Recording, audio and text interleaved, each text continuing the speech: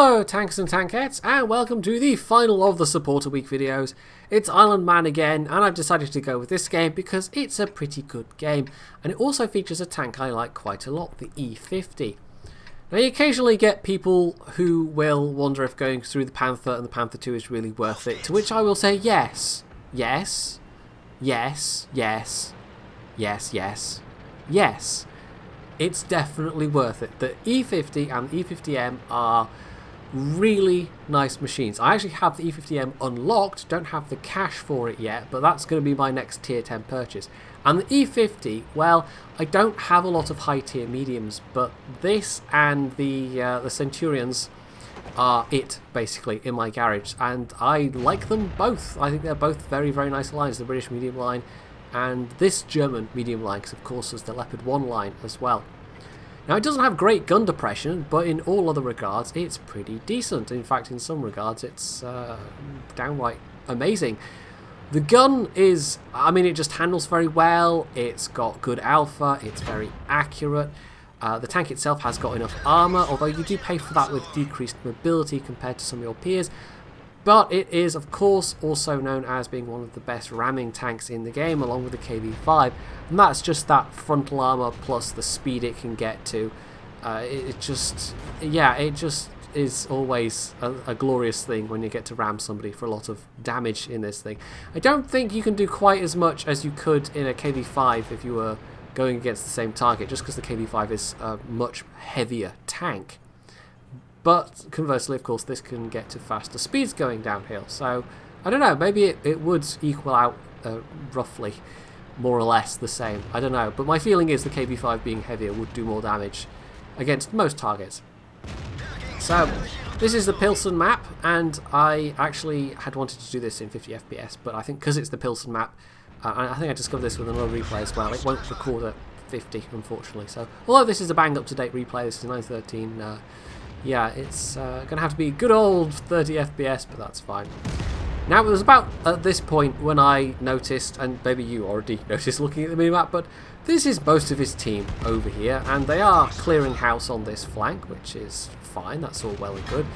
But the enemy team is largely, and a nice bit of ramming damage, it wasn't that much, but still, it's always nice when you get to do that. The enemy team has, it looks like, largely gone on the other flank, and they've also probably by this point figured out that there's not a lot on the other flank, and that is a problem on some maps, but maybe less on this map, depending on if you control this flank, because this flank is pretty open. There's a couple of buildings in the mid area, and yes, that's the Tiger II firing HE because reasons, but of course on the 1, 2, 3 line there's a whole bunch of, like, there's the warehouses and the factories in the way, so trying to get up and down there maybe would take a little bit longer, but potentially getting back to defend from this side isn't that much of an issue, because it's not a huge map, it's only an 800 meter map, as you can actually see, it says on the minimap 800 meters, so even just from here there's still enough render to be able to hit the friendly cap, to be able to hit stuff that's in the friendly cap. Now, I have no idea what that was that just shot at him. If there'd been artillery in the game, I would have said, oh, it's an artillery shell, but clearly it's not. But yeah, as you can see, all the way down to the enemy cap. He's got vision all the way down there. So, as long as stuff is spotting, then Island Man's going to have shots. But really, he should probably be moving that way himself at this point. I think he was a little hesitant to go out past the E75. Maybe he was hoping the E75 would actually come out and he could engage that guy. But if it was me, I think I'd have started moving back down already, because there's plenty of terrain to do that safely. There's absolutely going to be no issue there. So that's 2 on the cap, and no, okay, someone was just driving through, it looks like. At this stage, even though the numbers are relatively equal, it looks like the enemy team had more of a desire to kill Island Man's team, to try and completely wipe them out. And to be fair, you know, that will always get you more XP in this game. More damage and more kills will get you more XP. Capping gets you a very limited amount of XP and credits, because it's a very fixed cap. Oh, hello. That Tiger II correctly saw which way he was going to go, but Island Man got the shot off first. And this gun is lovely for that kind of thing. It's such a nice gun. and the rest of the tank is just, it's pretty good as well, you know. So it's just a really nice combination. If you've ever wondered about going up this line, yeah, definitely it's worth it. So it's just cleaning up that Panther. Why not? The E75 still very much in the middle, but I mean they've lost a few more tanks. Iron Man's team has lost a few more tanks, but they're just now mopping up, and Iron Man is really at the forefront of this. He's got over 5k damage. So that's the arse of an E75, who, despite having excellent matchmaking, I mean, this was like the T54 game we saw of Iron Man's, very good matchmaking again.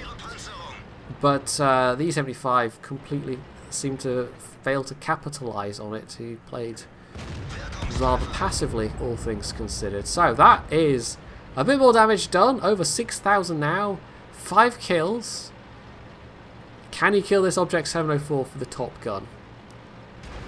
Well, maybe?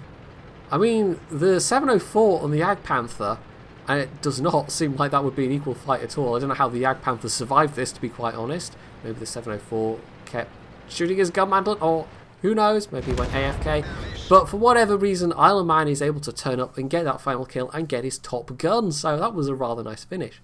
So that was an ace mastery, with a Confederate medal, high caliber, and that Top Gun. And as you can see, he shot rather a lot of the enemy team. In fact, there weren't many of the enemy team he didn't get at least one shell into at some point. So that was over 6,500 damage, 6 kills, and there were some decent players on the rest of his team, but he really was doing an awful lot of the damage when you compare him to, especially the bottom half of his team. The enemy team, well, I don't know, that could have, it came to being quite close in the middle, and I think a couple of the enemy players, like the E75 for instance, maybe could have swung it the other way, but as it was, no, that was a nice easy romp to an ace for Iron Man, especially towards the end there, where he was just motoring around, hoovering up the low health kills, and not even having to stop to aim that much, because the E50's gun is just that nice. So this was quite a short one to finish our run of supporter replays on, but I've done one video already today. I'm doing this video, and then I'm hoping to get CK2 done in time to upload overnight as well. So hence this one being a shorter one, but I hope it's entertained you, and I hope you found it interesting and maybe a bit educational as well. So as for how the actual supporter week thing has gone, I think it's gone all right. It's been a good series of videos, but I can't see doing this more than 2 or 3 times a year at most. This is going to be a relatively rare thing, but every so often I think I'll do this, because it's nice to get these supporter replays out, helps raise the profile of my Patreon page, of course, and it also helps me get through some of the backlog that accumulates, because with it only being normally a video every 2 weeks, there's only so many replays I can get out every 2 weeks. So yeah, it's kind of beneficial all round. But next week, in fact, even over the weekend, we're just going to be on to a more normal, you know, schedule of tanks and warships and the new game, which I will announce in due course. So hopefully you've enjoyed this, and if you have, you can hit the like button, you can leave any comments below, you can sub to my channel if you aren't already, and as always, stay tuned for more.